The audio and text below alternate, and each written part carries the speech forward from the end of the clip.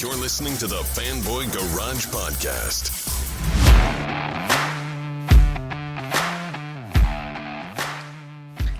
And welcome to the Fanboy Garage. I'm Chris Lasanti, joined by my co-hosts Vanessa. Hi.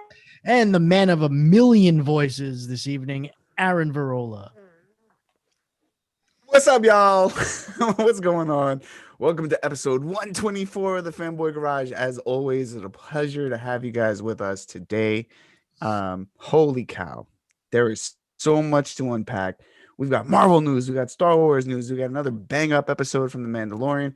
I'm going to tie up some bits with the Warner Brothers stuff. I guess Ray Fisher's got more to say, but that whole thing is over, or maybe it's not. Who knows? But we're gonna close off with or open up, I should say, not close off. Open up with The Mandalorian and the second to last episode of this season. Guys, what did y'all think? Yeah, so like we figured, the episode was directed by Rick Famuyiwa, right? Who we knew. I can't even say the name. I'm not gonna say it anymore. I know. I'm not gonna attempt to say it. It was a great episode. I mean, it wasn't exactly the episode I was expecting, because I figured like 7 and 8 would be like one large, kind of all out episode, and it wasn't that. It was very much an isolated episode. I will say that we got the return of Bill Burr, and for the first, like, I don't know, maybe 5 minutes or so, like, I was distracted by it, which is weird because I love Bill Burr, but like I felt like I'm like, wow, this is Bill Burr being Bill Burr in a Star Wars, yeah. But by the end of the episode, his character had evolved to the point where I forgot I was watching Bill Burr. Yeah. And I loved the arc of that character that we got in this episode. Of course, we got the big reveal, right? Finally took off the helmet. Yep, again. Looks like Pedro Pascal, which with a porn stash. Yeah, bro, you trimming it up quite nicely for nobody to see your face. Yeah, that moment was great, and everything behind that. Yeah, it was just a really great episode, and again, setting the stage for what should be a massive episode 8, I would think. Yeah, I had the pleasure to watch both episodes back to back because last week I was driving across the country back here. So we hadn't watched last week's episode yet. So we just watched them back to back. And you know what, Chris, I agree with you. Bill Burr is like, when he first came up, I was like, oh man, like Bill Burr is being Bill Burr. But I thought that I love the dialogue of this episode when he was talking about how like everyone's the same, and he's talking to Mando about, you know, do you not take off your helmet because you're not supposed to show your face, or you're not supposed to take off your helmet? And I thought that was like a really nice dialogue exchange moment for him to really consider why he is always, why he doesn't take off the helmet. I really like that moment in this episode. And of course, I'm sure you guys talked about it last week. The child, Grogu is gone. Yeah. So that was like a big moment for me. For me, obviously, so much to unpack with that episode. I agree with you, Chris. Like Bill Burr, it's the accent, dude. For me, like Jesus. Yeah. But if that accent exists, like I don't see why a Southern accent wouldn't exist, which comes up in this episode as well, right?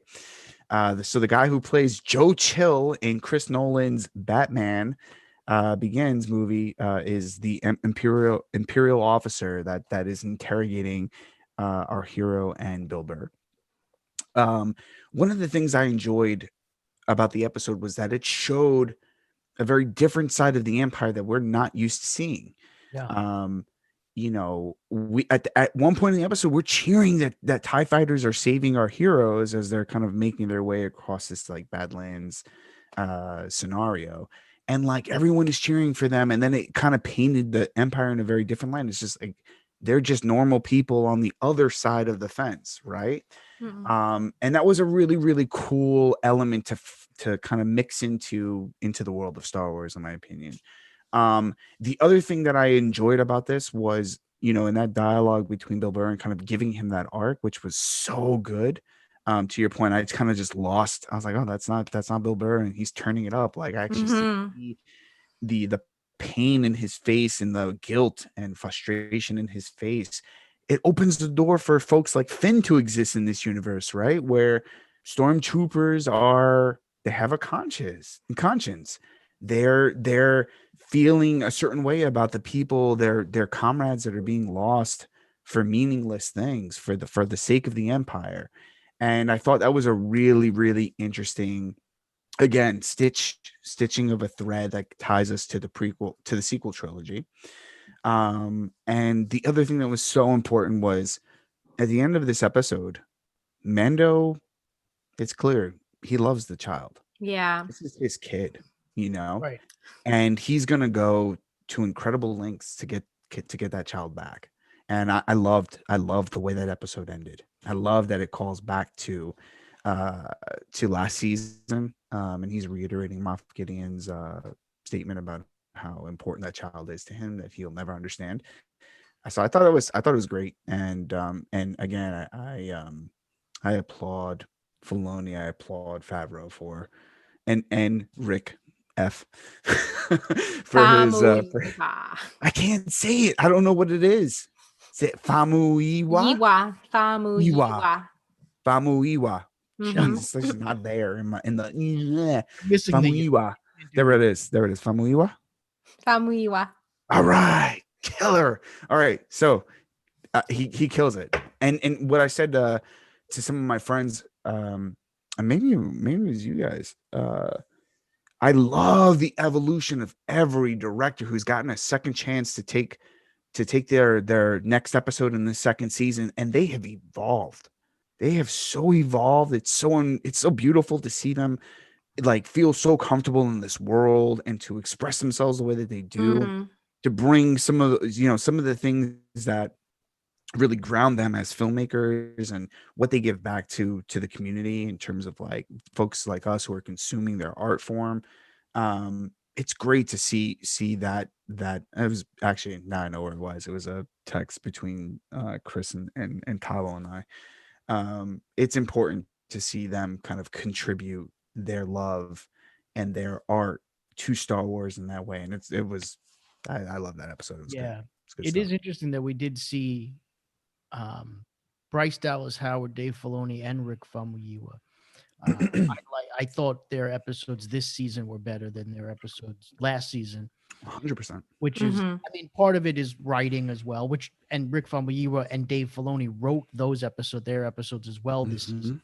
So that helps. Yeah. But, on your point about seeing a different side of the empire and also seeing, you mentioned like Finn and talking about like having consequences and all that stuff. I mean, we forget that this is still Star Wars, right? So the wars part we forget about Right. times. And Right. the empire, I don't want to say that they didn't have substance. That's not fair. But the empire, like prior to this, has always been very much your stereotypical, like they're your bad guy group, right? Yep. Faction. So we've seen them in like boardrooms, war rooms, and like just actually flying and fighting and shooting. Right. Like, seeing like the officers' mess hall. Yeah. Like yes, that had to exist, right? I mean, that had, Right. right, because these people are humans to a point, and they need to eat anyway, and they need to have hydration and all of that stuff. We don't think of that, and seeing them kind of just shooting the shit, and doing whatever, even though they're on the bad side of this whole situation. And it is also nice to see that it's possible that people could sit back and say, well, yeah, what was all this for? Right. Because that's not a weird thing, right? It's not a weird reaction especially if you're somebody that was thrust into that. Yeah. Right. And it wasn't necessarily something that happened by choice. To sit there and say, wait a minute, like what are we doing? Like, I believed in this. I don't even know why I believed in this. And now I'm looking at it from a different perspective, and I don't believe in it anymore. All of that was great. Yeah. It's good stuff. Now I can't wait for the finale. I can't believe it. I cannot. No. I know, it's like we're just getting started. I feel like we're just getting like re-immersed in everything, and here it is. I wish the episodes were longer. I know, like Yeah. the first episode of the season, I think we got like an hour episode, but I think the rest of them so far have been kind of like They've been 30-ish. short. They've been Yeah. short. I wish they were longer, but I'm really impressed with how many like new elements, like we talked about the world building before. I'm really impressed with how much information and like stuff they fit in a 30 minutes, but Yeah. not make it like overwhelming and what's going on. It's crafted so beautifully, even Yeah. though it's so short. And to that point, I mean, I think the beautiful thing about this is in some of the movies, they've been critiqued for their fan service, right? They're like, they kind of tip that hat way too hard. And we're like, oh yeah, that's like the cantina. That's this. Like, you know what I mean? We're kind of like reliving elements of Star Wars that have popped up in other movies. And this show does a very good job at kind of giving us fan service, but in a subtle way. Like, there are characters that have popped up in the background that have popped up in other movies, right? Like, for example, the shore troopers that pop up in this episode are in Rogue One. That's awesome. And I love that we're tipping that hat to some of the other stuff that we've seen before, right? So they're taking elements that, say, Gareth Edwards, for example, he helped to build and stitch, this wonderful world and kind of enrich it a little bit with new armor and things like that for the stormtroopers. And so Filoni and Favreau are like, we're going to bring that into our show. And I love that. There are certain characters that have popped up in the OT that are kind of being revisited in this show, and stuff from from the prequels, like the pod racer engines and stuff like that we've seen kind of like fill out the world. So it's good stuff, and I'm all for it. Like, keep on giving it to us. Like, keep the Mandalorian coming. Is what I'm saying. Yeah. The only other thing I'll say is that Boba Fett repainted his armor. I know. So I was looking mighty fresh, bro. All right. So season finale is next week. Do you guys have any prediction how you think it's going to go, how you think it's going to end? Do you think we're going to end on a cliffhanger and they're going to save it for season 3, or do you think we're going to wrap it up end of season 2? He's going to find the child. I was actually thinking about that today. I have a feeling, based on the trajectory of this season and where we're at this point, that this season is going to end on, in some way, shape, or form, I think on some type of a dark cliffhanger. Yeah. That's just a feel I get. I feel like there's, and I'm hoping that they don't go all out in this episode and tie up like a lot of stuff, because I feel like that would be almost a little too unsatisfying. Mm-hmm. And I feel like there's a lot more to this story to tell, clearly. And I don't think they're going to wrap that up, right? Like, we haven't seen still a lot of Moff Gideon. Mm-hmm. No. And that plan and all of that stuff and whatever. And Dark Troopers were like a little... Yeah, that still all has to factor in, and I would assume for season 3. But I mean, clearly something's going to happen in this finale. But I feel like we're being set up for some type of a dark cliffhanger. Yeah, especially with the ending that we just got in this episode. Yeah, I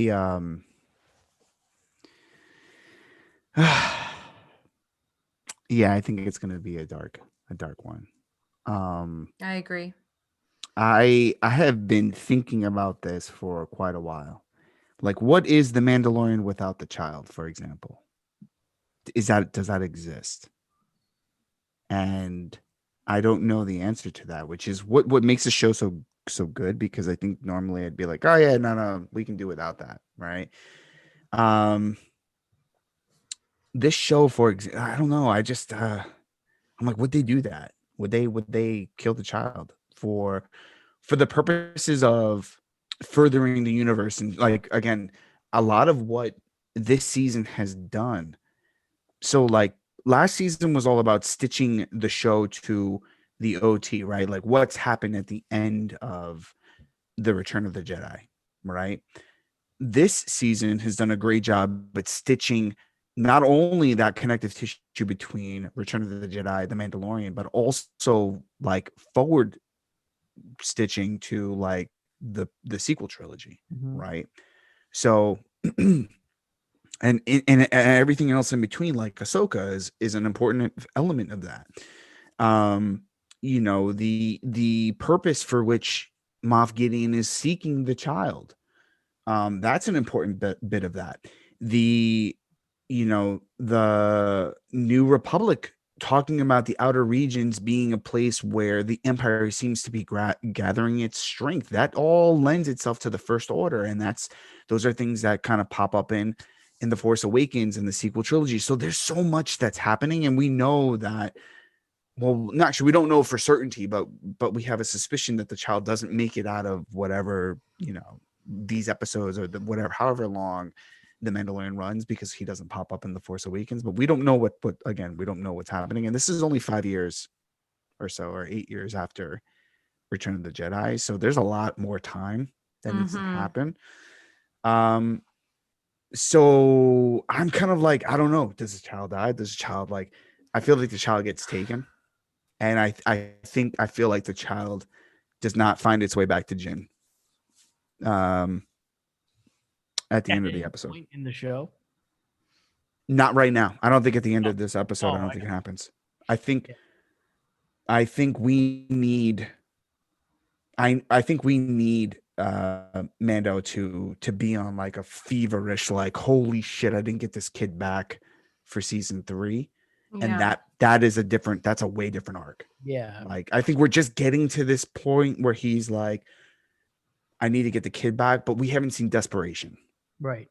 No, we haven't. That is the point where I think we need to go. Yeah. The interesting thing here is that, like you mentioned, we're far enough away still from The Force Awakens, right?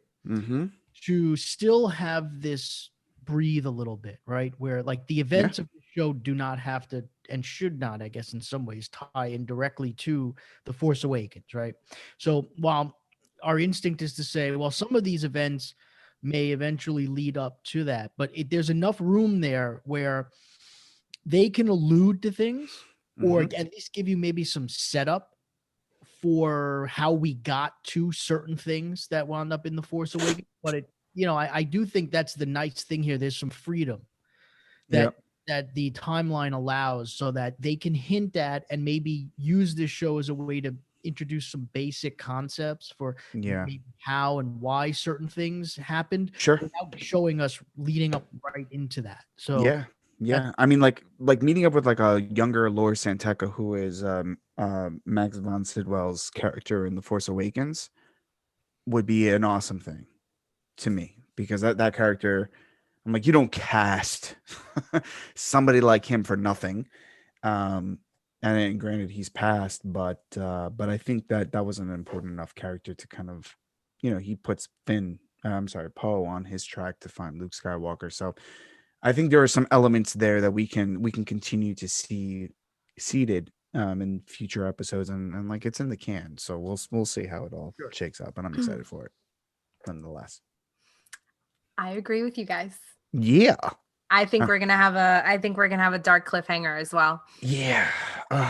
God, I hope my heart's ready for it. Anyways, should we move into Warner Brothers? Oh yeah.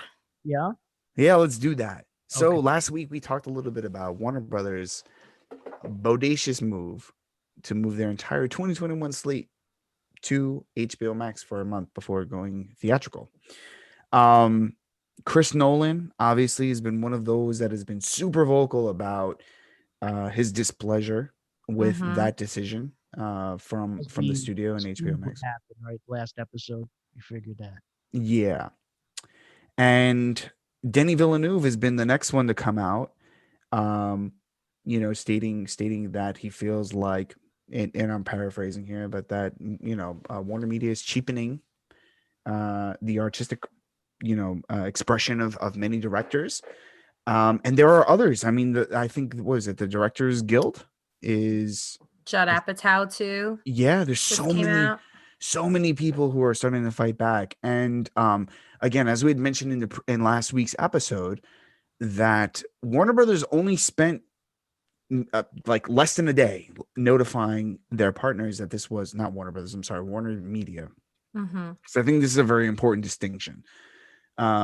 Notifying their partners, their creators, that this was going to be the move for 2021. Well, from an inside scoop, the source person that I cannot name said that Warner Media has been having discussions with the likes of some of the bigger cable companies like Verizon, like obviously AT&T is their thing, and others had been having these conversations since October.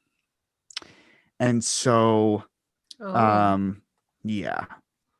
So the fact that they didn't let their partner, they were letting, so they were doing this to help with the packaging. That's pre-pandemic. No, October as of like this past fall. Oh my God. I totally forgot. I totally forgot we were in December. You were like, holy shit. Yeah. No worries. Never mind. Because that's what no, when he said that to me, I was like, holy shit, that's like a year ago. He's like, nah, bro. So yeah, so in October, which obviously isn't that long, but the fact that they didn't have the decency to start having those conversations with some of their creators said a lot about the direction and the I don't want to say lack of respect that they have, but that's crazy to me. Well, I read an article, and I forgot who said this, but someone who was being a spokesperson, on behalf of Warner Media said that, look, if they had talked to everyone, this decision wouldn't have been made. And at some point, you just need to like put your foot down and make a decision. And they said they used the word lead. You got to start leading, and that's how you got to do it. So that's the perspective they're coming from, is like, if we had talked to everyone, they're going to talk us out of it. This is what we're going to do. We're going to do it anyway. And we don't want any blowback. So the way to look at this is, artistically, was it the wrong way to handle it? Probably, but they're not in the business of artistic. No. Right. So that's for the Judd Apatows and the Christopher Nolans and the Denis Villeneuves. That's their territory. That's for them to work. Right. They were hired by the studio to produce a product. They produced it. It is no longer theirs, right? It's now in the hands of the studio that owns the rights to that product. And that gave them the money. Correct. It's in the studio's best interest to reach out to their partners to see how they can, is this even something that's possible? Is this distribution model possible? How do we work this? That's where they're thinking. So Warner Media is thinking from a business perspective, that's their perspective, the business side of it. So I think, you're going to have this battle. I'm sure, look, if you're a major film director right now, this is a weird time. Because, while we talk about the theaters themselves, right, how this is going to have a major effect on them, it's also going to have a major effect on directors and creators as well. Because if you're now shifting the medium, right, we don't know yet what the financial outlook is going to be of this model, right? It's clearly going to change things, though, and it might change things for the better, which would be good for the creators, but it may not.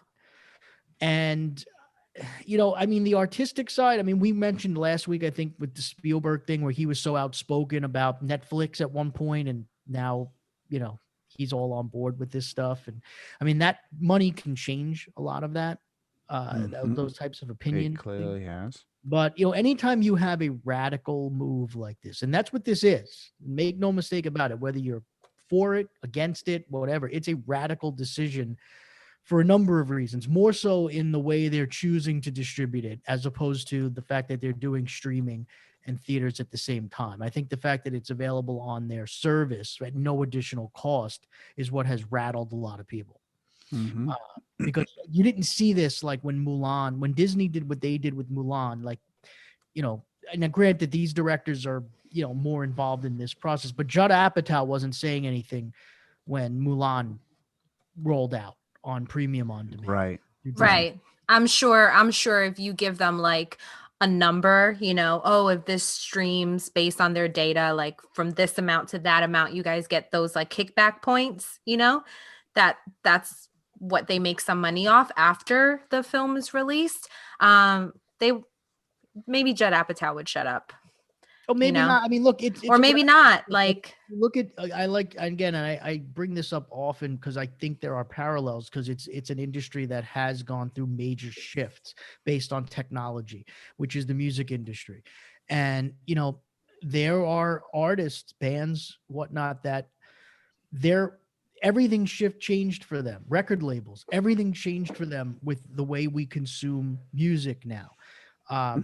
In some cases, I mean, bands, artists they made their money for the most part on playing live anyway. So until now, that hasn't really had a major effect, but it has had a major effect on record labels and things like that. But it's the time.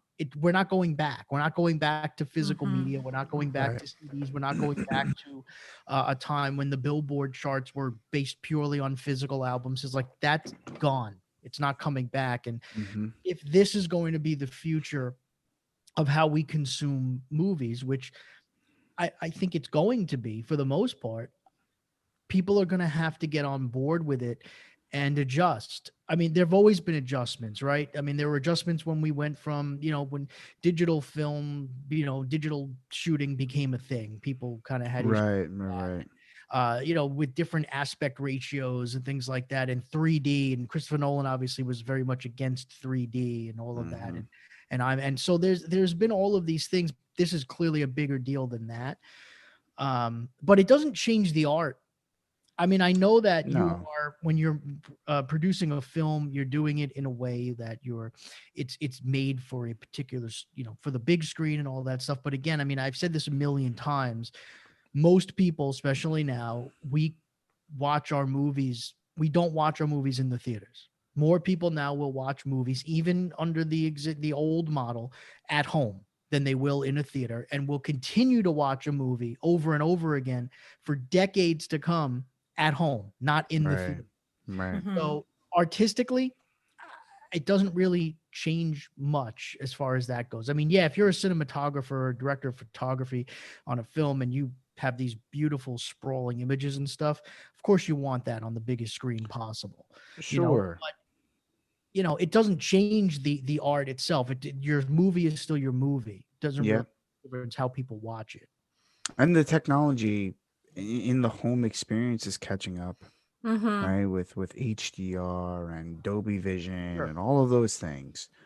They are in some ways even better at providing that sort of cinematic experience because the colors are more accurate. Your TVs are being able to produce that kind of quality.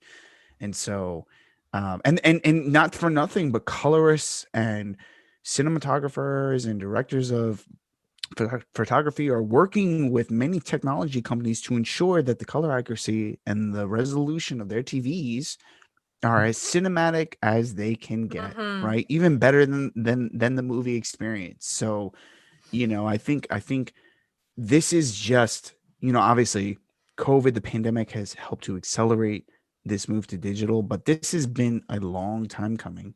TV manufacturers have been working with entertainment creators, movie creators, to help them kind of better articulate and better express their art in the home environment. So yeah, it's just it is what it is. It's part of the evolution of things, and anytime something evolves, there's going to be people that don't like change and like things to stay like in their comfort zone, and then there's always going to be people that are like, yeah, I love change, let's go and change it. Speaking like Dolby Vision and Dolby Atmos are, and I've worked with them for like a year, they are such amazing technologies that like, you're right. People probably have easier access to Dolby Vision and Dolby Atmos just based on the TVs that they buy. Like, 100%. What about these people that don't live in a big city like us? Like we can go to like 34th Street, 42nd, Lincoln Square, and we can go to a cinema that has the Dolby Theater, right? That has their experience. But for a lot of people across the country, they just go to the movie theater that's nearest to them. And sometimes these screens are old. Yep. Right. They haven't been updated. They're not going to update it to Dolby Vision or Dolby Atmos. I think that's more like a big city thing, you know. That's like a coastal thing for sure. Yeah. And then so for those families to then be able to get a TV that has that enabled, get a sound bar that they sell at Best Buy for like $3.99 and bring that cinematic experience at home. With all of these new shows coming out, it really is an evolution. I don't think we're going to go back. And, you know, the directors are upset, understandably so, because that's their art, you know, like Chris had mentioned. But it is show business. And we're seeing the business side of things. They have to stay afloat. 100%. 100%. Now, here's the one thing, in fairness to the directors, that they could be afraid of. And this may be a legitimate thing, which is if the future. So, and again, I think this ties in more with how Warner Media is choosing to do this, which is direct to HBO Max, no additional cost, because if that becomes more of the norm, we now have a different standard by which we judge success, right? Mm-hmm. So there are directors that can be a draw, right? A Christopher Nolan film. Mm-hmm. You know, even, you know, from a comedy perspective, and you mentioned Judd Apatow film, things like that, that the director's name holds weight and will bring people to a theater. Sure. That changes now, right? Because now I think the fear could be, does it become more of a cookie cutter thing now? But because you no longer have to have this film that's an event where it's a one film that people are going to go to at a particular time. And whereas, because now it's just another thing that's on television. But I don't buy that. It's less exclusive. But I don't buy that, because I think the way of the movie star has been going in that direction anyways, right? Like, you know, people used to flock to the theaters for a Brad Pitt film or for a Tom Cruise film. That's not the case anymore. No. You know, people judge a film for more than just the actor that's in it. And I think the same is for the director to a degree, because I understand that there's a different art. There's a way that that director is structuring and shooting that film, right? But I mean, I think the playing field has been evened a little bit, because who would have thought that, I don't know, the guys who directed Community would have directed the highest grossing film of all time. Community. Right. Yeah. Yeah. I understand where you're coming from, Chris, though, because if you look at a director like Quentin Tarantino, for example, you know, he's one of those event directors. Like, he comes out with a film, it's very anticipated. You want to go to the theater to see it, you know? Sure. And I can't, I'm on time in Hollywood yet. Oh, I own it. Haven't seen it yet. I think that was probably like, sorry, not sorry. Yeah, it's I'll get there. without discussing that film, I can't imagine yet a world, and that's because we're really just at the beginnings of it, but I can't imagine a world where I'm like, oh, next Quentin Tarantino film's coming out, but I'm gonna like watch it at home. It's kind of weird. There's a certain number of directors that are like event exclusive, you know, that you have to see in theater when they come out with something. Yeah, like Steven Spielberg, you know? I don't have that affinity, and I love film. Like, I love film. I love going to the theater. I love the experience, but I am not a person that will be like, I need to see that person's film in the theater. Like, for example, The Dark Knight. I remember I saw that movie on IMAX, right? Like multiple times on IMAX. When I brought that film home on Blu-ray and watched what it did to my aspect ratio on my TV, I was like, what the hell was the point of that? Because they adjusted for the IMAX scenes that were filmed. Right. It went from letterbox to like full, like boom, the whole thing was full. Yeah. And so I was like, ratios are different. That's pretty much what I saw. To me, it just seems like, I think this is probably a better way to put it. Some directors are bigger than the TV screen. That like to bring them in to a smaller screen just doesn't make sense at first. But then we're talking about the Mandalorian, right? And look at these directors shine in these episodes. 100%. So Yeah. I think we're just like adjusting to it. But there Yeah. is this idea that like Spielberg, like he's a little bit too big for TV right now, you know, Tarantino and maybe some of these directors that are speaking out see themselves that way. But you know, to me, it's a franchise to me is bigger than the TV. It's Sure. not has nothing to do with the director. If someone was like, dude, are you gonna watch for the first time ever a new Star Wars film on TV first before you go to the theater? I'd be like, I gotta catch that in the theater. Well, okay, but Because here's the deal, and it doesn't matter about the director. Like, I don't give a shit about who's directing that. Well, I do, but I don't, because there is the communal experience that outweighs the name of the director, in my opinion. So do you feel So, the like, same way about Wonder Woman then? So that's the thing. So Wonder Woman, and we talked about this on text. I would have gone to see Wonder Woman if we had said, hey, you know what, $2.99, we're all gonna chip in, maybe a couple of others are gonna like get a theater together and we'll watch it together. I would love to see Wonder Woman in the theater, absolutely.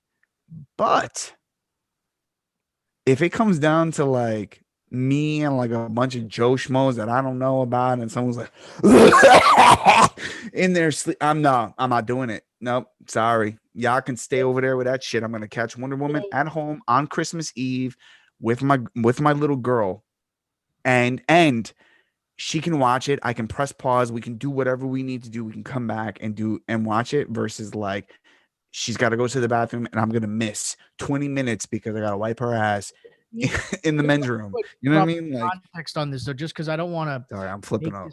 No, I don't want to make this all about the fact that it's just purely an artistic thing. Because, you know, Christopher Nolan, if you look at what he actually said, for him, it seemed like it was more of an economic thing. Yeah. So his quote, and it's long, but bear with me. He said, some of our industry's biggest filmmakers and most important movie stars went to bed the night before thinking they were working for the greatest movie studio and woke up to find out they were working for the worst streaming service. And then he says, Warner Brothers had an incredible machine for getting a filmmaker's work out everywhere, both in theaters and in the home. And they are dismantling it as we speak. They don't even understand what they're losing. Their decision makes no economic sense. And even the most casual Wall Street investor can see the difference between disruption and dysfunction. So looking at it in those terms, I don't completely disagree with Christopher Nolan, right? I mean, we talked about this last week. As someone who has wanted this, right, who has wanted to be able to watch these movies at home, I still don't understand why they went this route, why they're going the route of just no additional cost on this streaming service that roughly has about 8.5 million activations, not counting the people who subscribe to HBO. And we're not sure how many of those, you know, not all of those 38 million people that subscribe to HBO have activated HBO Max. Yeah, I think the big bomb is like, it's not just like, okay, this next film we're going to release on HBO Max because of what we're going through, right? And we're just going to take it one at a time. They were like, no, boom, 2021. There you go. They just dropped a huge boulder in your lap and didn't even tell anyone, really. No. Some people found out 30 minutes before they made the announcement. You know, and I also think part of his comment is based on the history of what's happening with Warner Media, right? You've got AT&T coming in and essentially taking over. They're the worst. AT&T is all about this. And they don't, and what's happened is that, and a lot of people in the filmmaker community feel that AT&T does not fully understand or grasp what it takes to make a movie, right? They don't really appreciate the filmmaking process and what it goes into that. And what they're doing is they're chasing the dollar. into it to a degree. And so I think a lot of what he's jabbing at is like that misunderstanding of like, you're coming in and you're trying to disrupt, quote, air quotes, the model without actually understanding what made this so beautiful, what made this work so well for so many years. And you're just like, we're gonna rip off the Band-Aid. And sometimes that you can rip off the Band-Aid and it's not healed and you're gonna end up with a scar. And not only that, but they're not just missing the point of what has made this work as far as film distribution for years.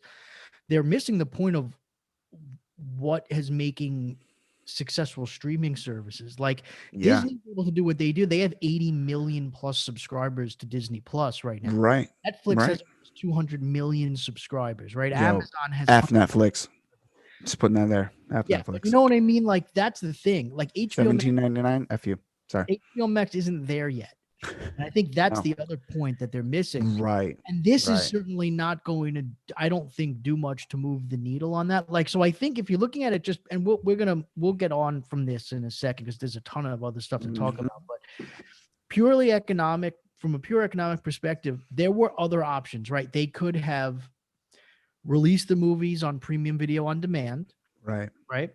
They could have sold the rights to these films to like an Amazon or a Netflix or whoever and gotten a huge fee upfront, guaranteed money, sold the rights to it, and then let them distribute it. Or they could have done what they did, or they could have gone premium on demand within HBO Max. Right.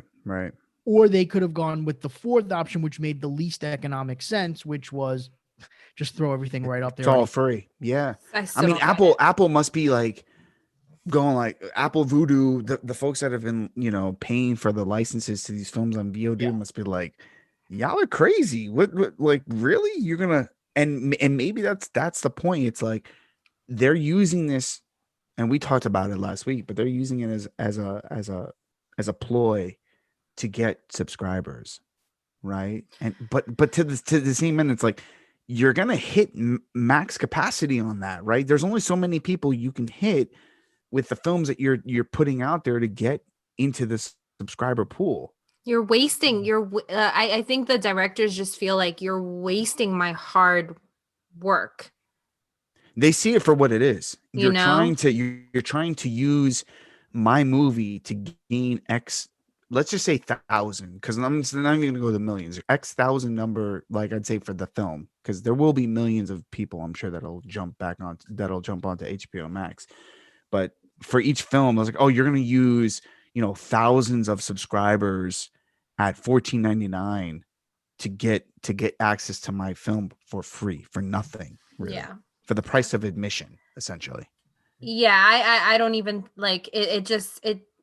It cheapens their work. Yes. Even if they're not getting any kickback or money from it, it just makes it feel cheap because you're getting it for free.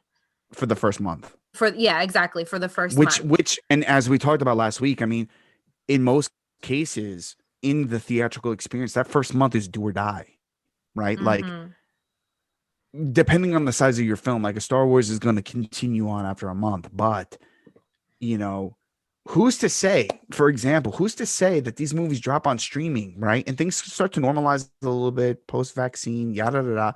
People start going to the theaters, and now they make the choice. Do I want to pay for this movie at $14.99 for the month? And I know people don't think like this, or I'm just going to go to the theater and see another film by Disney, right? Like, I don't need HBO Max. Like, that film doesn't, because I would say maybe 25% of the films that they're releasing on their slate in their slate for 2021 are actually worth seeing. Yeah. In my opinion.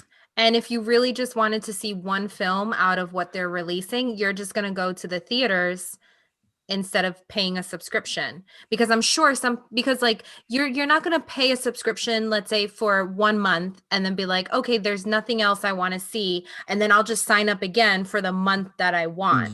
Maybe. That's why the video on demand, even if you're buying the movie through their platform, makes more sense, because then people can kind of like pick and choose. Yeah, but then they're still having to they still have to make the split though off of that. Yeah. The problem with that is I think and I have to look at the data because I don't know what it stands like right now with the I pay for a subscription and then I don't bow out of it after a certain period of time. I think they're banking on that. I think they're banking on people going, okay, $14.99, like meh, I'll pay for it to see this film and then I forget about it. Yeah, Right? that's I what they're forget banking about on. canceling my Something like 75% of people that so to that end, I mean, I think in their that's why mind they offer free trials most. yeah, so I mean, I think in that end, and this is why the deal with these other cable companies like the Optimums or whatever or the other Verizon Fios is out there was so important for them to strike because they would offer that subscription at a discount. Mm-hmm. And so now you're not even getting it for the $14.99. You might be getting it for $11.99 of the subscription. They Fios. also make it hard for you to cancel now sometimes. Like they like a sales agent will call you or you can't just go online and cancel. I've been trying to cancel some stuff, but I just feel like bad for canceling. So like I kept this like nail polish wrap thing like that charges me $10 a month for like a year too long because I was like afraid to email them, be like, I don't want this anymore, so they also employ those tactics and that's what they'll do. But let's move on to some like can we start with Star Wars? Oh my god, Santa list of Star Wars news. Chris, fill us in. Yeah, so this next topic I think asks a very different question, right? Which is, it's not the question of is this the future of like film, right? Is the future of movies going to be streaming services? Yeah, I think what we're looking at now might be the question of is the future of major franchise, I don't want to even say filmmaking, but is the future of these major franchises film?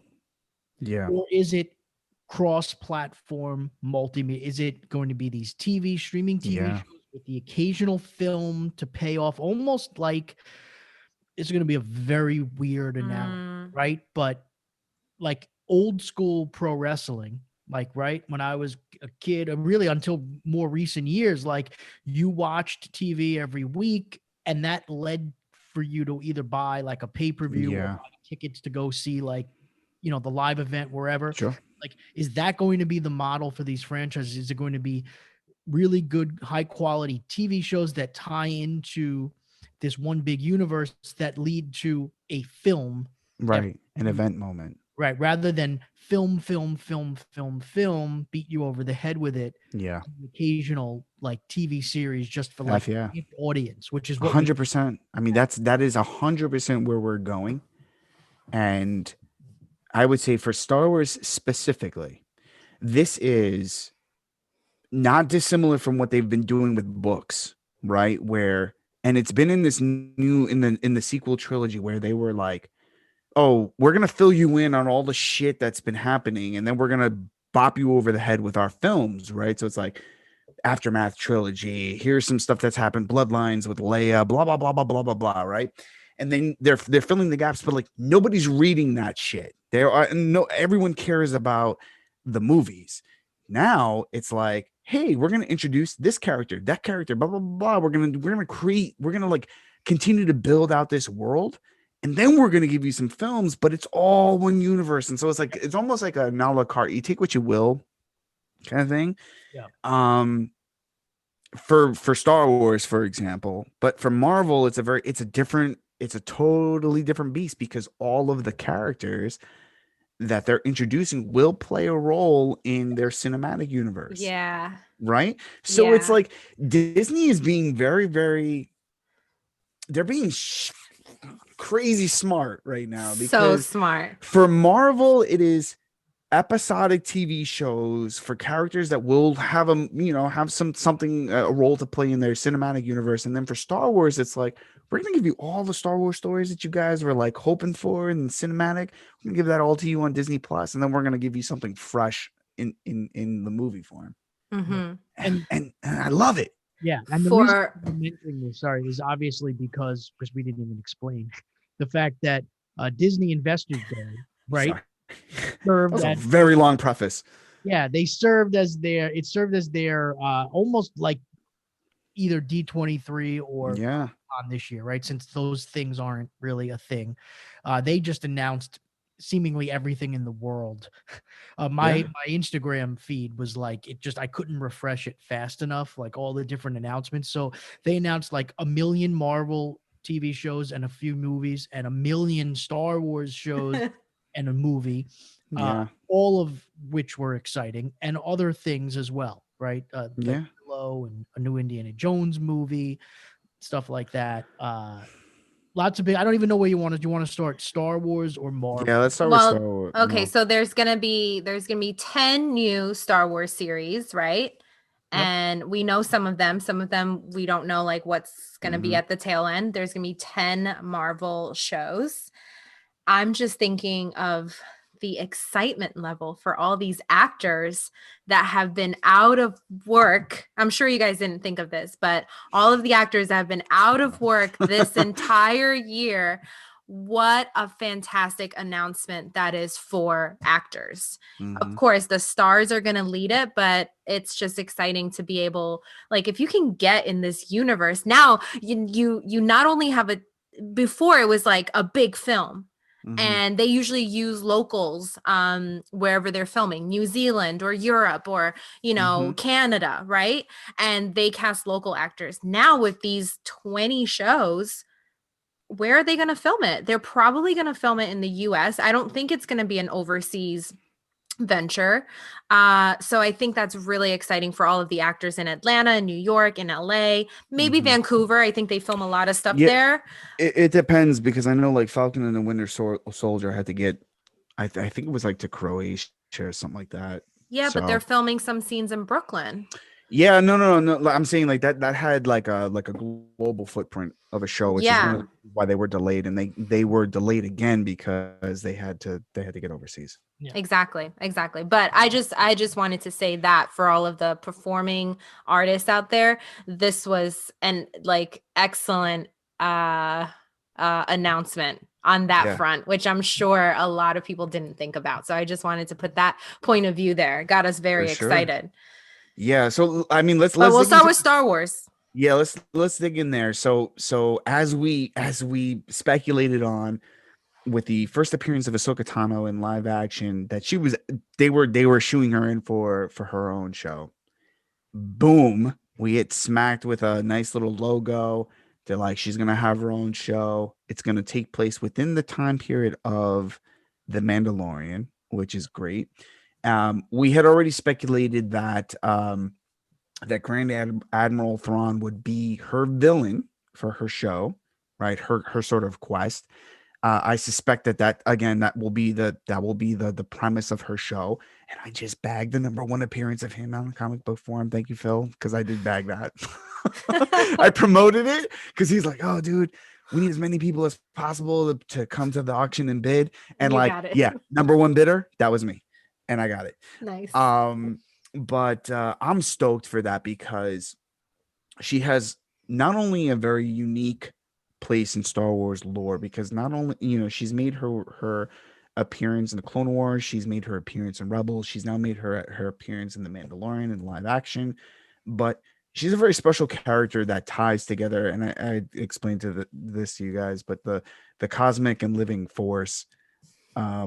She is the embodiment of both worlds, and so I'm very excited to see what her path ultimately is and how it leads and ends.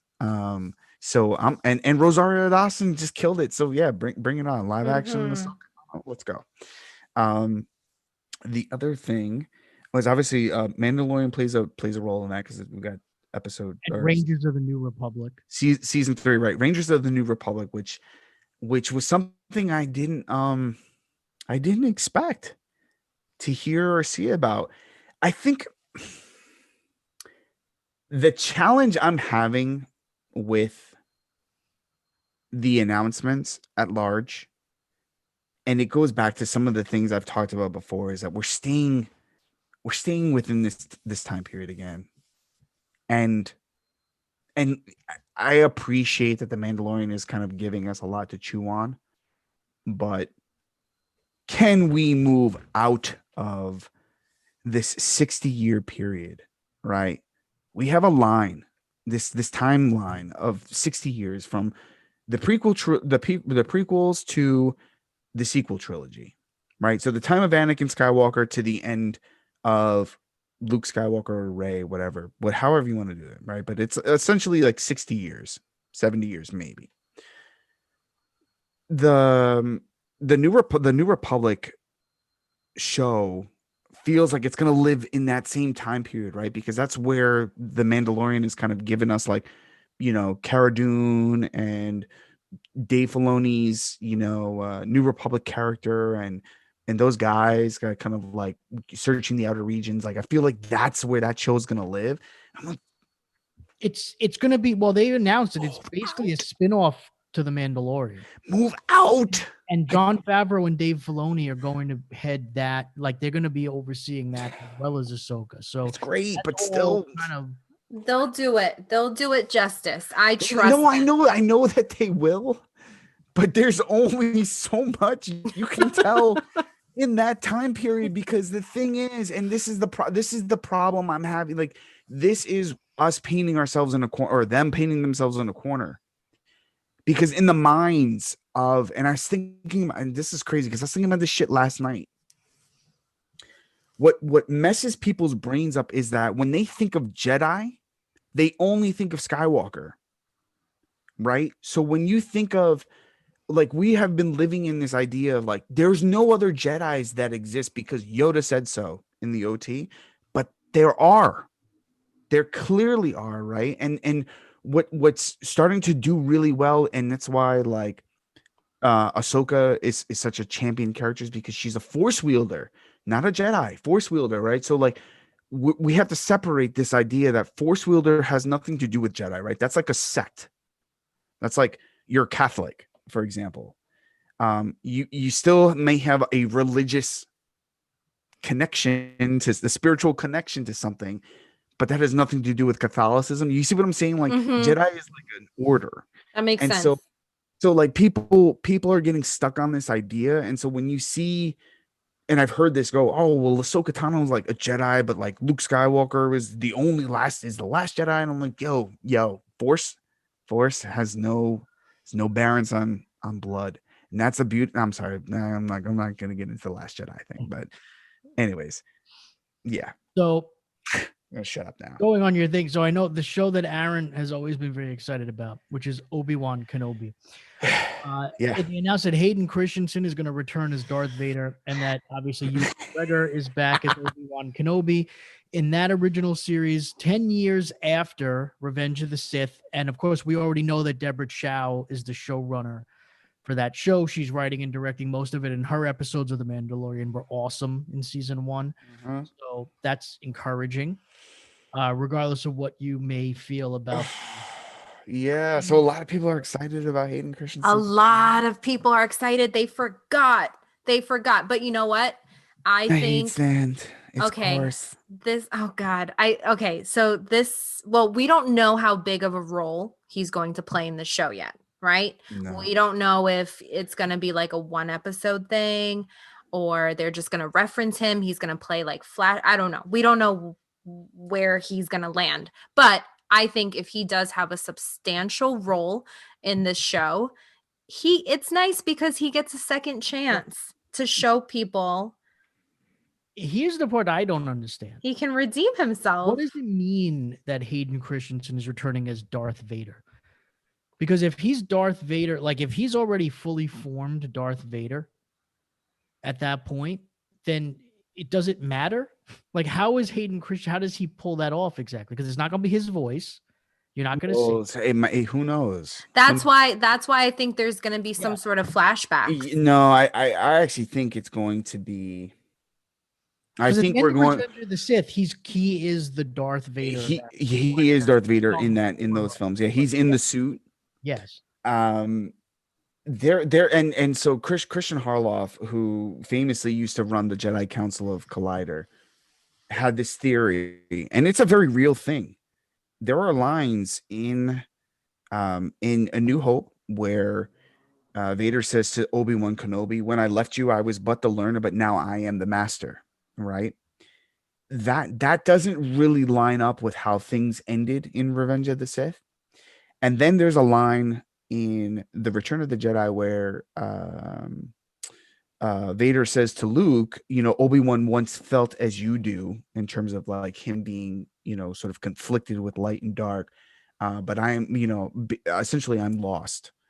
And so those instances don't really occur in Revenge of the Sith. And so there's been speculation for a very, very long time that there was a second show off between a fully formed Darth Vader and Obi-Wan Kenobi. And so continuing on with that's speculation, is that's what essentially is going to happen. And that's why they would be casting Hayden Christensen, because they're setting it up for another face off. And that obviously Obi-Wan's going to beat him, but I don't, Yeah, but it like Chris said, if it's the fully formed Darth Vader, he's gonna have. You're not even gonna see his face. It's not. I mean, be it's like voice. Pedro Pascal as the Mandalorian, except that it's his voice, right? It's right. Like That's the Pedro thing. Pascal voicing the Mandalorian until he takes the helmet off, and holy shit, you've got a porn stash, bro. We'll see. I mean, obviously, there's clearly an idea and a reason. Yeah, They're not casting him just so that he could be David Prowse essentially, and just kind of walk around in the suit. There's got to be a reason for it. I mean, you're gonna see him. I mean, Vader does have to take off the armor.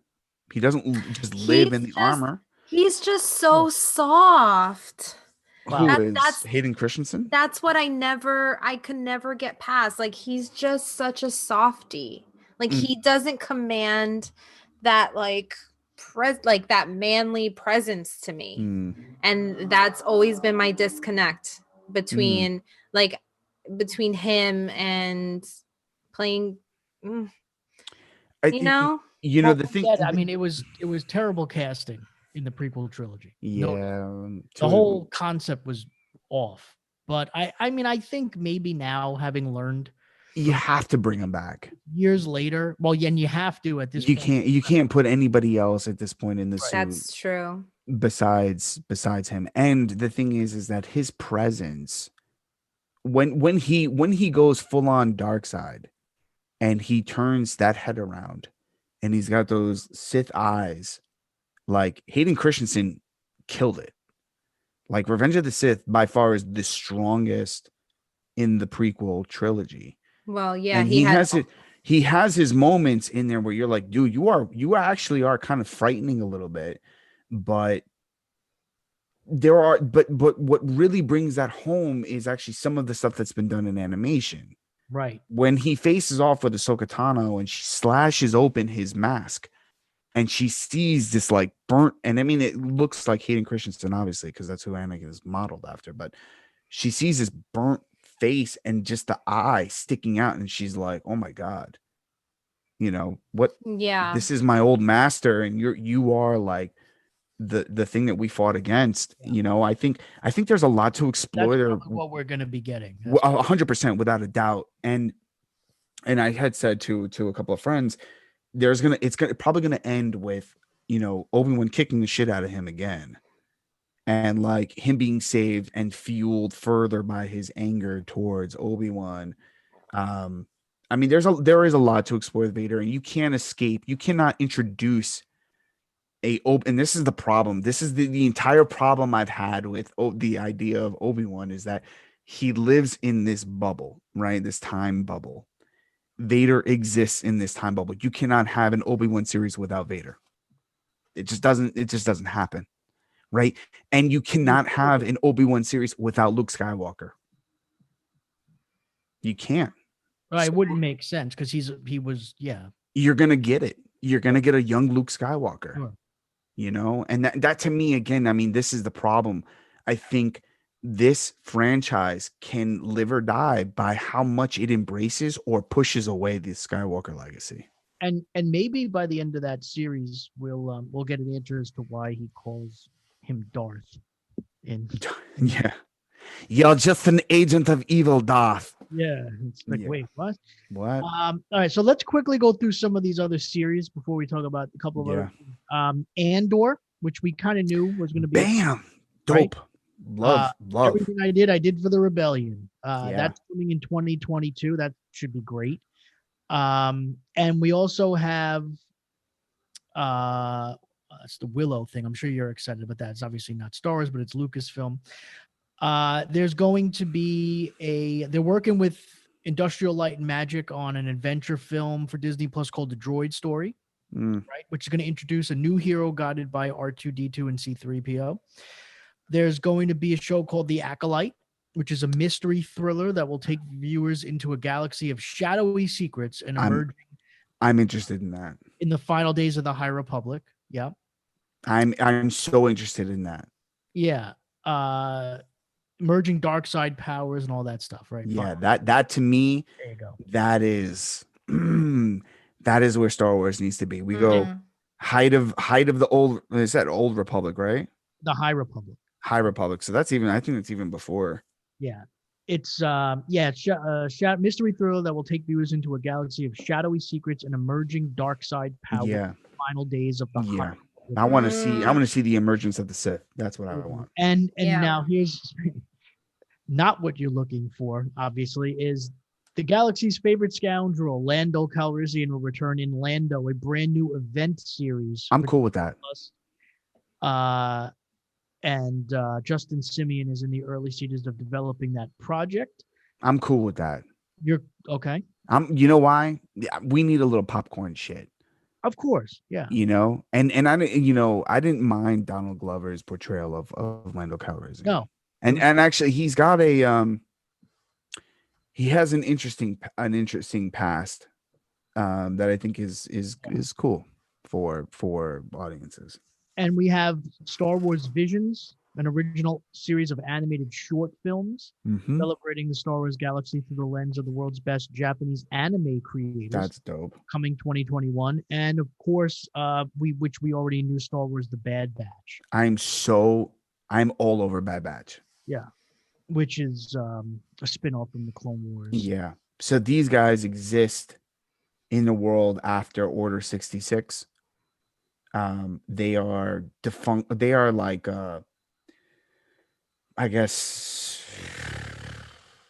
I don't want to say defunct clones, but they're like not clones.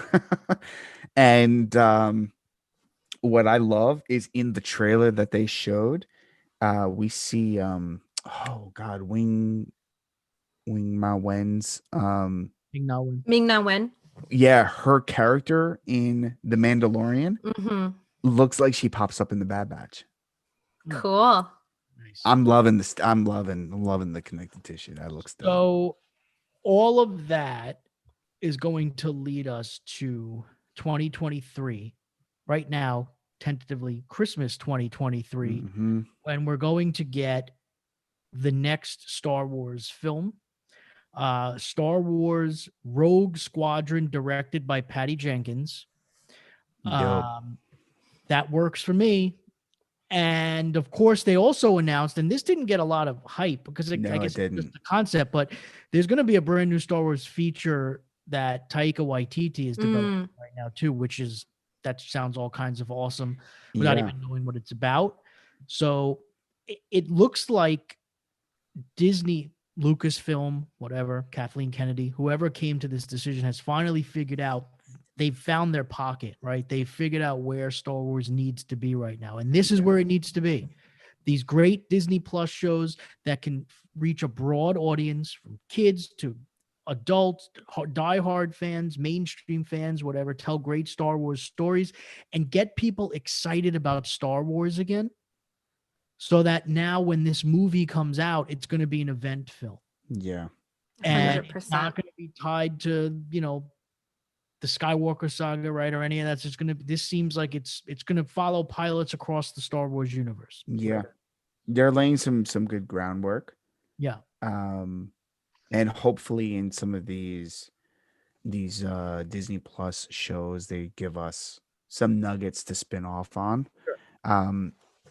The Rogue Squadron thing had me thinking, because that is that's a very specific moniker. And again, it goes back to like, are we sticking to the same freaking time period? I kept on going back to it. I'm like, please, why are we sticking to the same time period of people and events? And I get that everyone has had their little adventures off to the side, but can we bridge beyond that? And that's the only thing I'm asking of Star Wars. And I know we're going to get into Disney Plus stuff. I know it. But there's so much that is left to be explored. And there's a lot of untapped potential. I really need someone to dig their hands in. And maybe that's what Taika's thing is going to be. Yeah. Where he digs into like the unknown, like someone's going to create my own thing. The other thing too is like, Rian Johnson didn't get his trilogy, which is he did well. Neither did Benioff and Weiss. Yeah, I mean those guys were reported to. I think they're done with the trilogy thing right now. Yeah, I realized correctly where they're you can't set that stage. No, just make movies that seem like great ideas that can be fully developed films that can work on their own, and maybe eventually one day Star Wars doesn't need to be about trilogies and three of them already. It doesn't. That's more than enough for any franchise, right? To have 3 trilogies within a franchise. I think now standalone stories is where they probably need to be. Sure. Listen, we don't know what these movies are, but it doesn't mean that they couldn't have sequels if they, go over well and if they're developed. But that doesn't. When we think trilogy, we're saying like a Skywalker-esque. Yeah. Just to quickly finish up on Lucasfilm, 2 other announcements not Star Wars related: a new Indiana Jones movie being directed by James Mangold, starring Harrison Ford, tentatively scheduled for July 2022. And Willow, as we mentioned before. All over it. An original series starring Warwick Davis. The pilot directed by John M. Chu, coming in 2022 to Disney. Dope. Yeah. All right. That's going to come sooner than we think. Yep. So now we're going to go over to the Marvel side. Woohoo. Which they had a little bit more in the way. I mean, they did a lot of Disney Plus announcements, but they also announced a couple movies. So let's start. We'll do the opposite with Marvel. Do the movie. They announced Captain America 2, which is going to have a different director. You said Captain America 2. Did I say Captain America? Captain Marvel. Marvel 2, sorry. With a different director, which I think probably says something, right? Different directors. Yeah, because it's uncommon for Marvels to have the success that they had with a movie and not bring the director or directors back. Yeah. So I think that probably says something for that. Can't really say I'm super excited about that. I think there's a lot of potential with that character. I just was so underwhelmed with that movie, and then even more underwhelmed with what I thought was going to be a really great appearance in Infinity War. That never happened either. And what were some of the other movies though that they announced? There was the only, I mean, everything else had kind of been announced last year. Yeah. Fantastic Four was the one that Fantastic Four, that was the one, and Thor Love and Thunder, which we knew. But Fantastic Four was the one that kind of blew people's socks off because they committed to obviously bringing Marvel's first family to the big screen for the third time. Interesting about who they announced as the director of that film, though. Yes, John Watts, who at this point has been the Spider-Man director in the MCU. So that means that either we can assume that this version of Spider-Man is probably done, right, as far as movies in the MCU, or at least solo films. And they're moving John Watts over now as a gift. Even though I haven't found his directing to be anything spectacular, no pun intended. Amazing. I like the films, but they've moving him on now as a good faith to a new franchise. or they're going to go in a completely different direction with Spider-Man, Yeah. which could be either of those things. So Yeah. yeah. Yeah, I mean, I'm cool with it. I definitely want to see what they do. The logo looked dope. Yeah. Oh, and Ant-Man and the Wasp, Quantum Mania. They're getting real crazy with these names. They are. Yeah. And Kang the Conqueror are going to pop up in that movie. Yeah, I mean, we knew that yeah. was happening. Right. And again, and Christian Bale in Thor: Love and Thunder. Yep. So, and they announced also that they are not going to. Well, so they announced that they're not going to recast. People said, "Oh, they're not going to recast Black Panther," but they're not going to recast T'Challa, right? So they're not going to recast Chadwick Boseman's role after his passing, but they are going to still make a sequel to the movie that is going to explore Wakanda and the people of it and all of that in that universe. So the universe is not going away. Thankfully, there's a lot of great stuff there. I see like a passing of the mantle kind of thing. Yeah. You cannot have a character as significant as Black Panther be an untapped source because of the passing of an actor. I think that he, Chadwick Boseman had such a presence and such an affinity to that character that there has to be another, and there are, there's been many Batmans, I'm sure that they're gonna create a moment where he passes the mantle to be Black Panther. Sure. May not be his sister anymore. Right. So now we can talk about some of these shows. So we actually got a trailer for The Falcon and the Winter Soldier. Oh, so dope. It looks epic. That got me way more excited for that show than I was before. But we knew, obviously, a lot of this stuff we knew already, right? We knew there was going to be a Hawkeye series. Yep. We and there have been leaks all over New York City. There are, yes, with the two characters on with Haley Steinfeld, playing Kate Bishop. I want to go do background on that show. That's dope. It looks dope. Yeah. Yeah. Also, we got She-Hulk, which we knew again, Tatiana Maslany, but they did announce that Tim Roth is returning as Abomination. That's bananas. And that Mark Ruffalo is also going to appear in the series. That's awesome. What I would love to see is Matt Murdock pop up. Yeah. Spectacular. But there's another place for him to potentially pop up. They again, Moon Knight, another show we kind of knew, right? Yep. Going on now. Here's a couple of things and I think we knew about Ironheart as well, right? They had already kind of teased that Ironheart was coming. New character, relatively new character. I think it was created like maybe 2015. Yeah, actually, some of these characters are brand new. Yeah. Miss Marvel.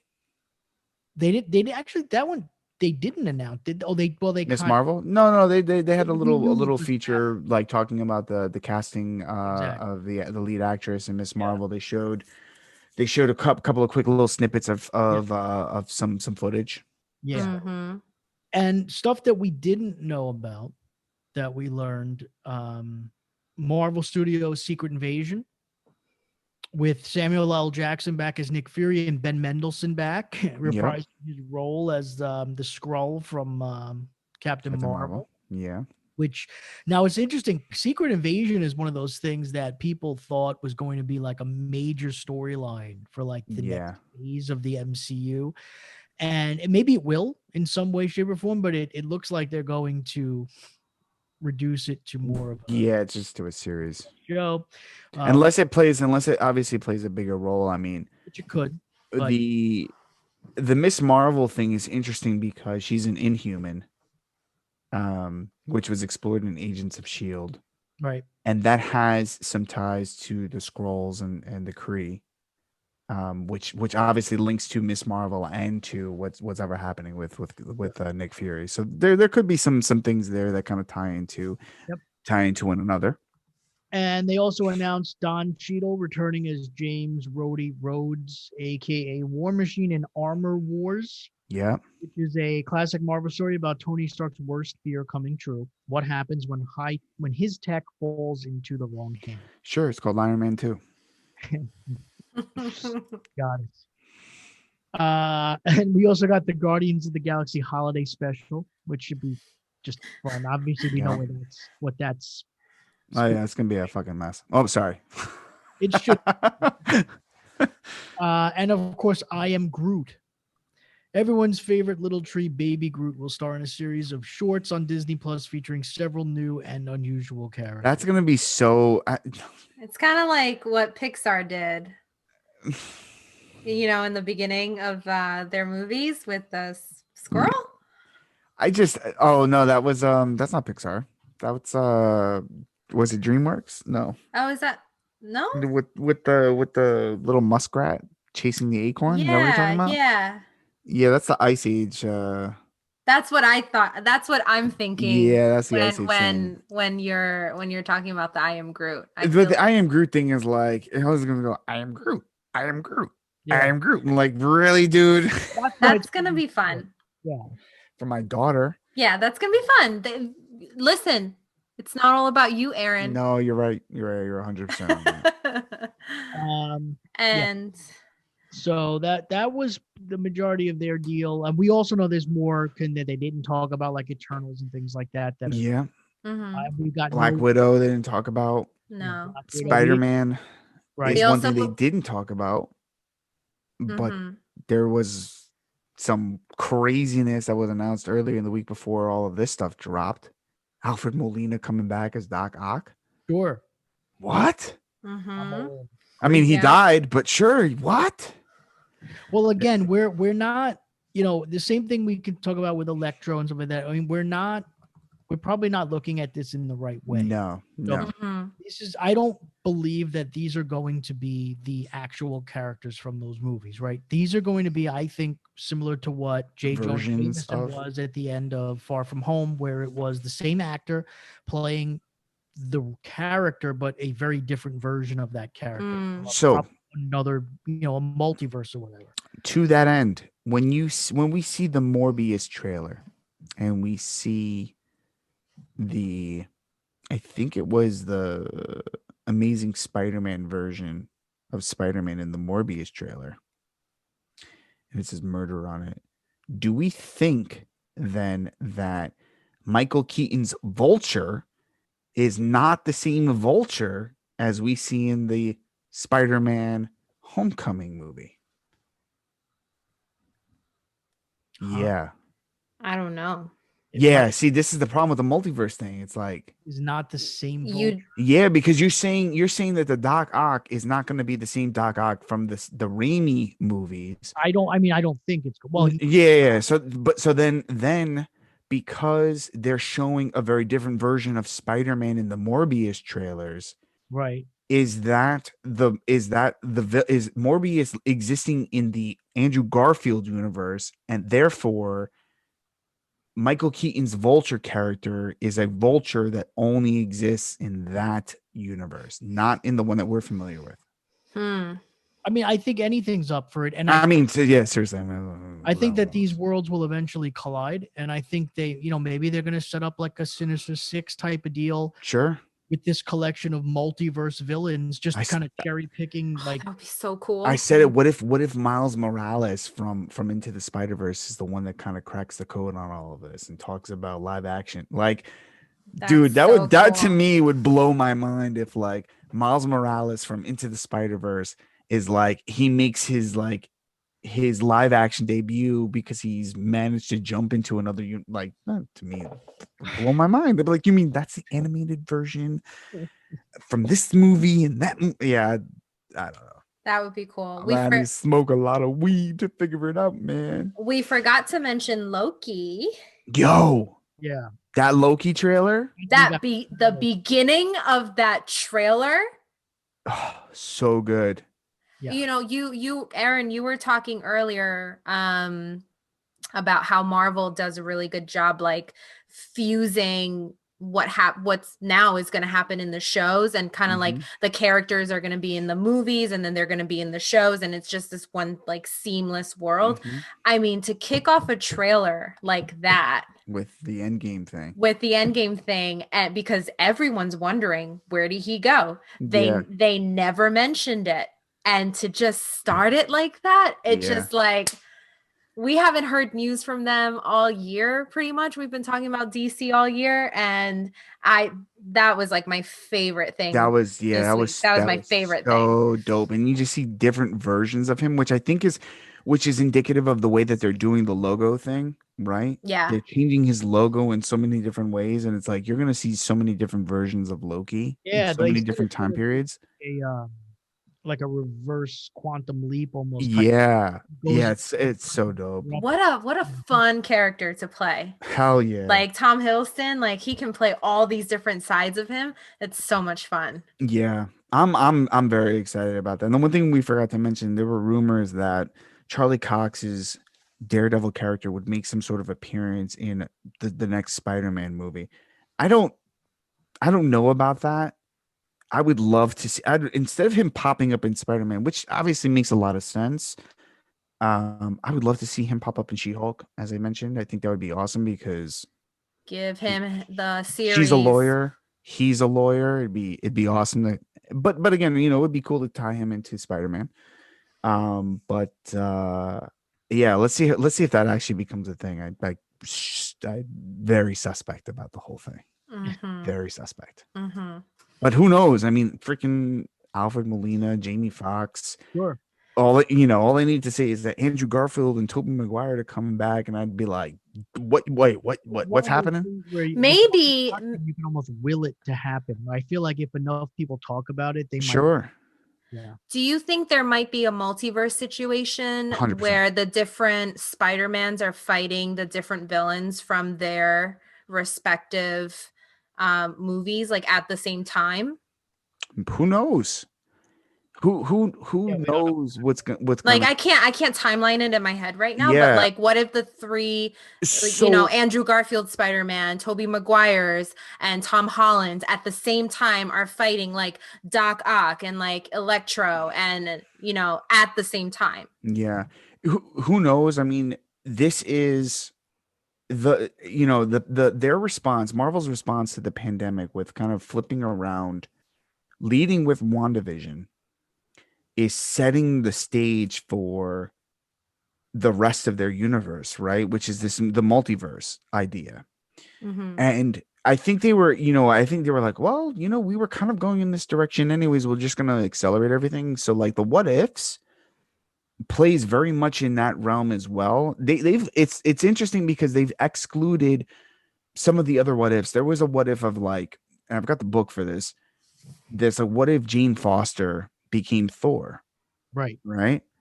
That's essentially what's going to happen in Love and Thunder. That's the thing. In the actual. Yeah, and so there's some really cool stuff that they're doing with. I mean, and then we forgot about the What If series, which is an animated series. It has The Watcher, which was, by the way, a very Fox thing. But it is also the last appearance in animated form, or the first and last appearance of Chadwick Boseman as Black Panther, because he does voice the character in that.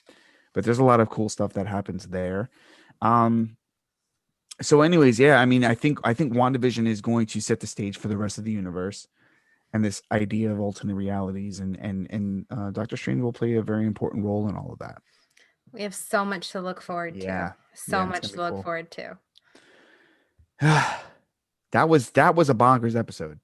This episode that we just did right now. That was, well, I mean, come on, like there was a period of time a couple of months ago where we're like, wow, it's a really slow news week. Like, what are we even going to talk about? And then like they just dropped a bomb on us. I think the biggest reason was because like we knew that the Disney investor thing was happening. Yeah. Like I don't think people expected this. Like I think we get some announcements on like how many subscribers Disney Plus had, which we did get. Yeah. And financial thing, like stuff like that investors would or like trailers of like already announced shows. I wouldn't have even expected that necessarily, but I mean, to get like basically Comic-Con D23 100%.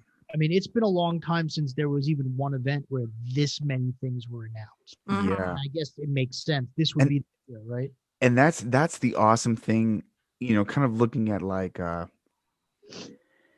I don't want to do like a comparison, but for the sake of conversation, we had DC Fandom, which was great. That was a fan moment. But like the only thing we really came out of was like a featurette for the Suicide Squad, another trailer for Wonder Woman, Batman. That was kind of it. We didn't really see other stuff. And like Marvel for Investor Day, not even like a fan thing, was like, oh, Cassian Andor, there you go. Here's a quick little look at that. Oh, what if? Here's a new trailer for that. Oh, Falcon and the Winter Soldier, here's a new trailer for that. Loki, here's a new trailer for that. Like Well, they've boom, also- boom, boom. And like granted, all they of those put things, stuff. all of those shows were kind of set in advance way before like DC fandom ever existed. Right. It was good to get a taste of like they have a good foundation. They know where they're going because they've been, to your point, Vanessa, they've been so quiet. So quiet. They showed off some new stuff, like I think it was like an animation like logo for Blade. They've been cooking. Yeah. They're like Walt and Jesse. They've been in the RV cooking some good stuff for us. They just haven't been. They No. they chose to keep a lot of this stuff under wraps. Yeah, and it was a smart move. Of course it was. It gets their investors super excited. Yeah. So And it gets people talking in a big way. And had they Yeah. announced these things kind of like, and some of this stuff was announced already, right? It just wasn't all. Right. But so here's the thing though. A lot of the Star Wars stuff was new, but a lot of this stuff overall was not new. no, it was not. Yet we're reacting to it like, oh my God, look at everything that they just announced. Yeah. And not, maybe half of it was new. When you really look at everything. Like what was it? Clone Wars wrapped earlier this year, Mhm. right? And then they're like, "Oh, we're gonna do a series on Bad Batch," and like, really? And then they're like, "Trailer." Yeah. What do y'all think of that? And we're all like, Well, the I thought about our Batman, heads. what Matt Reeves did with the Batman trailer, I think has changed a For real. lot of things. Because it's like, you know what? There's no excuse now. No. Seriously. Oh, you shot 25% of the film. He's like, yeah, I got you guys on that. Yeah. Pow! One of the Trailer. best Eat that, trailers y'all. See, and had 25% of the film shot. Yo, you know what? He could have just showed me the picture of Batman standing up and beating the shit out of that dude, and I'd be like, yo, And that's sign it. me up. That's it. I'm good. I'm Yeah. good, y'all. I give it to me good. You know what I mean? I'd be like, You guys, you know what? Most of our listeners listen to our podcast, but you got to watch our episode at least once on YouTube because Aaron makes the funniest facial things. We started our podcast today. He had the Darth Vader get up going on. I had my lightsaber out. So we have a fun time on YouTube as well. You guys check us out on YouTube. you guys got to check it out. We're crazy. It's funny. Well, before we go, Because we're doing lines of cocoa. No. before we get out of here, I think we should just close a little chapter on a story that we've been talking about all year long, which is that Warner Media has concluded their investigation, the Ray Fisher thing. So that's been concluded. And they said that it's led to some remedial action, which we don't know. We know. Joss Whedon was fired. Well, yeah, that's probably it. But they didn't make any statements, specifically. And it seems like, which this was the surprise part for me, it seems like Ray Fisher is happy with the results, or at least content with the results. Sure. Which, I really thought he might have. But no one's disclosed what the results were, which means he had to sign an NDA, and they're like, okay, Ray, here's what we're going to do for you.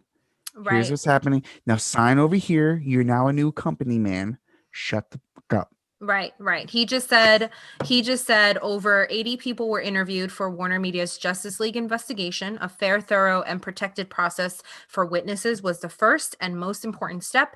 Ensuring that action is taken is the next. So I guess that's the next step. Thank you all who lent their voice. So maybe we're going to see what are those action steps moving forward. But I think the investigation has closed. Yeah. And it wouldn't surprise me if, obviously, the Joss Whedon thing, which I think the timing is not a coincidence, is a big part of that. Right. But I also wouldn't surprise you if the majority of the action that we do find is more about maybe some policies and procedures being implemented, things like that. Yeah. You know, Just protecting the workforce. yeah, protect the workplace. You know, give people a forum to speak up, stuff like that. Because Yeah. really, a lot of the people involved. I mean, John Berg, right? He's out already. He was already out, and I mean, Whedon's out now. We don't know what's going to happen with Jeff Johns, but I guess that's the one thing still that's left to for everybody to see. But yeah, I think we've already seen some of the action taken. Yeah. So and you know what? I'm sure there'll be more, because you know the guy, he wanted his investigation, he got the investigation. Clearly he was happy with how it went, and we're assuming some of these things that have happened in the past couple of weeks are related 100%. to that. And let's continue to assume that and say that yes, he did get some action taken and got some results, and hopefully he can find peace with this now. Yeah. You know, and that give everybody a little bit of closure, and him in particular, closure on this whole chapter. Yeah. Cool. All right, y'all. So speaking of closure, we'll close this out. And of course, you can go to thefanboygarage.com and you can check out our episodes and our merch store. Of course, the holidays are coming, so Fanboy Garage stuff makes great Christmas gifts. So check that out. And of course, you can join the conversation on the social medias, the Instagram, the Facebook, the Twitter at the Fanboy Garage. And of course, go to our YouTube channel, like, subscribe, all of that stuff, watch the episodes, all that fun stuff. And you can find me on Twitter at RealCLMighty. You guys can find me at Vanessa_TFG. And you can find me at Ron Speaks. That is A_Ron Speaks. Catch you guys later. And this is episode 124. For those of you who are not watching the video, you might have to now just to try to figure out why Aaron there was like a recycling truck going behind him as he was speaking. It's real. I think you lost your mic. You did. Bye.